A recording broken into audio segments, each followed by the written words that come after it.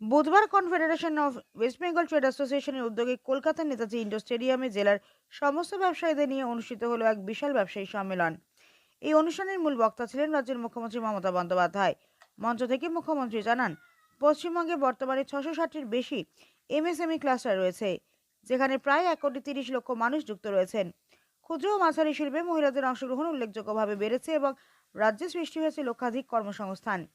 মমতা বন্দ্যোপাধ্যায় আরও বলেন, অনলাইন কেনাকাটার প্রবণতা বাড়লেও খুচরো ব্যবসায়ীরাই রাজ্যের অর্থনীতির আসল মেরুদণ্ড। ব্যবসায়ীদের স্বার্থে এদিন মুখ্যমন্ত্রী একটি নতুন সরকারি পোর্টালের সূচনা করেন। সরকারি কাজ শেষ করার পর ব্যবসায়ীরা এই পোর্টালে তথ্য আপলোড করলেই যুক্ত 72টি ব্যাংক ও আর্থিক সংস্থার মাধ্যমে দ্রুত তাদের প্রাপ্য অর্থ অ্যাকাউন্টে পৌঁছে যাবে। পাশাপাশি এই পোর্টালের মাধ্যমে ব্যবসায়ীরা তাদের অভিযোগও জানাতে পারবেন। অনুষ্ঠানে উপস্থিত ছিলেন মুখ্য সচিব মনোজ পান্ত সহ রাজ্যের একাধিক মন্ত্রী ও বিশিষ্ট ব্যবসায়ী নেতৃত্ববৃন্দ। কনফেডারেশন ওয়েস্ট বেঙ্গল ট্রেড অ্যাসোসিয়েশনের বিজনেস সম্মেলন ছিল। আমি মালদা জেলা থেকে কনফেডারেশন ওয়েস্ট বেঙ্গল ট্রেড অ্যাসোসিয়েশনের জয়েন্ট সেক্রেটারিতে প্রতিনিধিত্ব করছিলাম। কালকে আমাদের সবচেয়ে বড় একটা ইভেন্ট ছিল।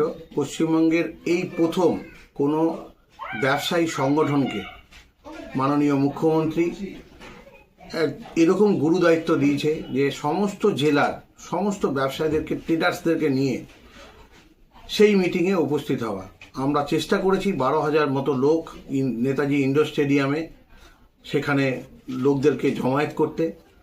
সমস্ত লোক এবং সমস্ত ব্যবসায়ীরা মেদিনীপুর থেকে শুরু করে, কুচবিহার থেকে শুরু করে, আলিপুরদুয়ার থেকে শুরু করে, মালদা থেকে শুরু করে সমস্ত জেলার ব্যবসায়ীরা সেখানে উপস্থিত ছিল। আমাদের সবচেয়ে বড় পাওনা কালকে আমাদের মাননীয় মুখ্যমন্ত্রী কালকে চিফ গেস্ট ছিল। উনি আমাদেরকে বেশ কিছু জিনিস উনি জানিয়েছেন।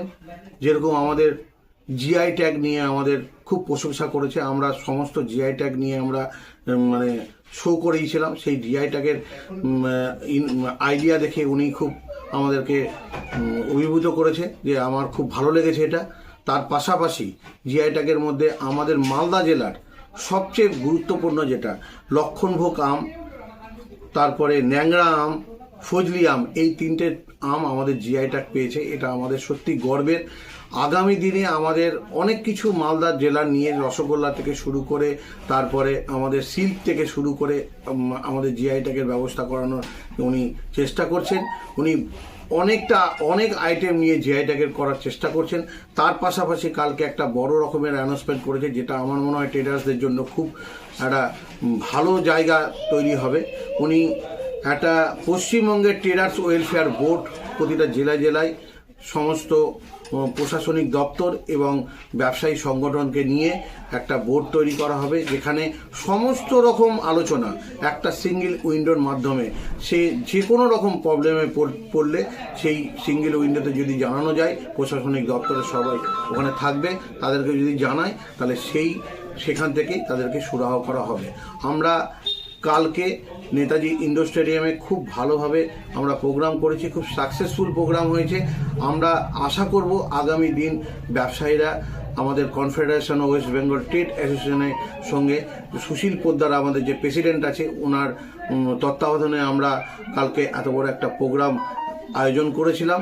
সেই প্রোগ্রামটা খুব সুষ্ঠুভাবে হয়েছে। তার জন্য আমরা সমস্ত ব্যবসায়ীকে আমরা আন্তরিকভাবে ধন্যবাদ জানাচ্ছি কনফেডারেশন ওয়েস্ট বেঙ্গল ট্রেড অ্যাসোসিয়েশনের পক্ষ থেকে।